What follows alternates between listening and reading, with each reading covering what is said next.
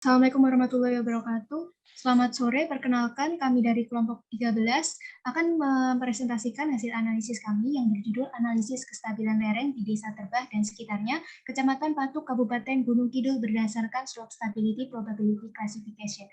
Nah, berikut ini merupakan anggota dari kelompok kami. Next. Bagian pertama yaitu pendahuluan. Desa Terbah Kecamatan Patuk Gunung Kidul merupakan salah satu desa di Indonesia yang rawan longsor karena desa ini berada pada sedimen tersier, sehingga daerah ini mengalami deformasi dan pelapukan kuat sehingga juga berpotensi longsor.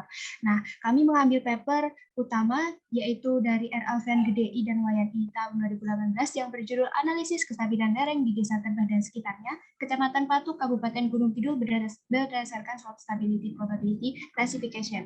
Jadi peneliti ingin mengidentifikasi karakteristik satuan geologi, teknik lereng, dan nilai probabilitas tingkat kestabilan lereng. Nah, metode penelitian yang digunakan yaitu yang pertama ada pengamatan tingkat pelapukan, lalu juga ada analisis lab, juga merupakan analisis menggunakan metode RMR atau rock mass rating.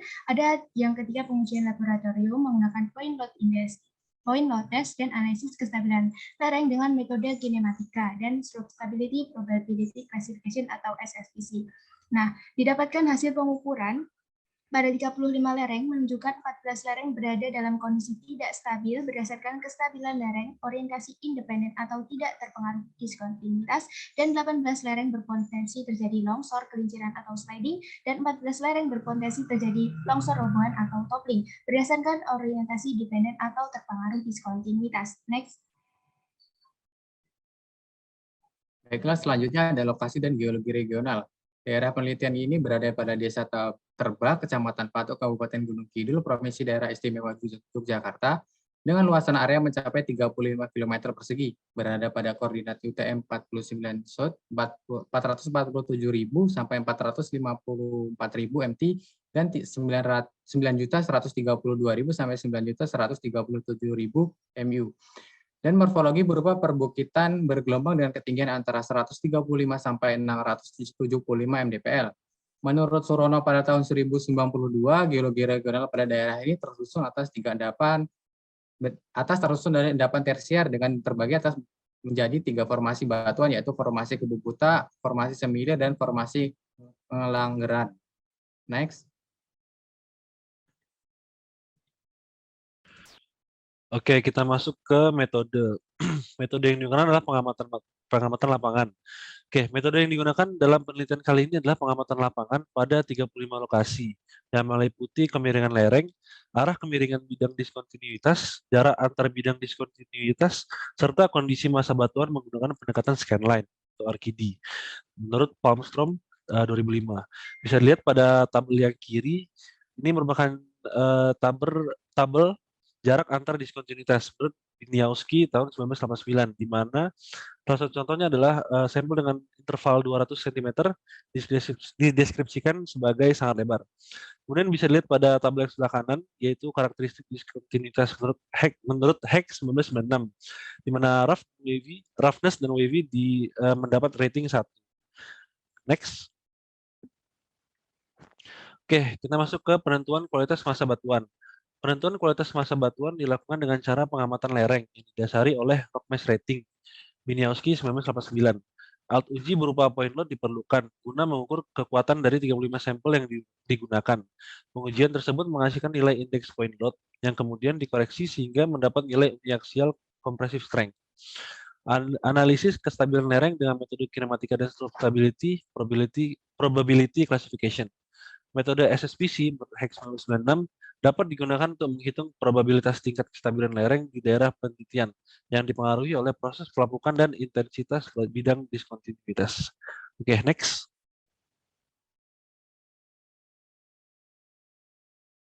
Hasil dan pembahasan. Hasil dari pengamatan lapangan menunjukkan bahwa daerah penelitian dapat dibagi menjadi 5 satuan geologi teknik, yaitu pertama satuan Brexit Andesit 1. Satuan ini didominasi oleh Brexit pituloklastik formasi Ngalanggeran. Batuan yang relatif dalam kondisi segar pada satuan ini umurnya berwarna abu-abu cerah. 2. Satuan Brexit Andesit 2.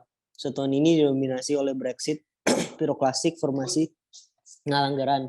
dan tingkat pelapukan sedang sangat kuat, berwarna coklat hingga kemerahan. 3. Satuan tufa. Satuan ini terdiri atas histologi tufa dan lapili yang merupakan bagian dari formasi semilir dengan tingkat pelapukan bervariasi yaitu segar hingga sangat lapuk. Next. Satuan batu pasir tufan.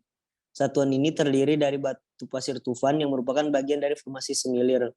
Umumnya berada dalam kondisi lapuk sedang hingga kuat. Terakhir ada satuan batu pasir. Satuan batu pasir ini terdiri atas batu pasir yang merupakan bagian dari formasi kebo butak. Tingkat pelapukan yang berkembang pada satuan ini adalah sedang hingga kuat.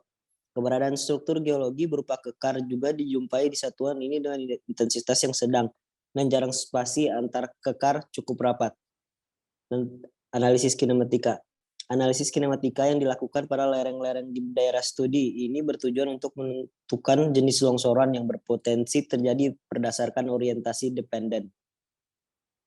Next. Selanjutnya adalah probabilitas kestabilan lereng. Berdasarkan hasil analisis kestabilan lereng yang tidak terpengaruh bidang diskontinuitas, terdapat 14 dari 35 lokasi yang relatif tidak stabil. Berdasarkan analisis orientasi dependen terpengaruh diskontinuitas, 18 lereng berpotensi terjadi longsor gelinciran atau sliding, dan 14 lereng berpotensi terjadi longsor robohan atau toppling. Kejadian longsor gelinciran pada satuan tufa cenderung memiliki intensitas diskontinuitas berupa kekar yang rapat dan banyak.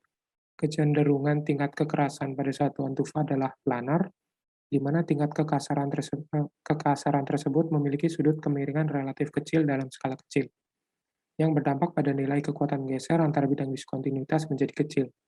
Longsoran robohan pada satuan batu pasir tufan dengan karakteristik yang sama dengan satuan tufa. Perbedaannya adalah arah kemiringan bidang diskontinuitas relatif menghadap muka lereng dan dengan adanya kekar yang memotong relatif tegak lurus dengan bidang diskontinuitas. Kesimpulan, Desa Terba merupakan salah satu desa di Indonesia yang rawan longsor. Daerah ini berada pada sedimen tersier yang telah mengalami deformasi dan pelapukan kuat yang berpotensi longsor.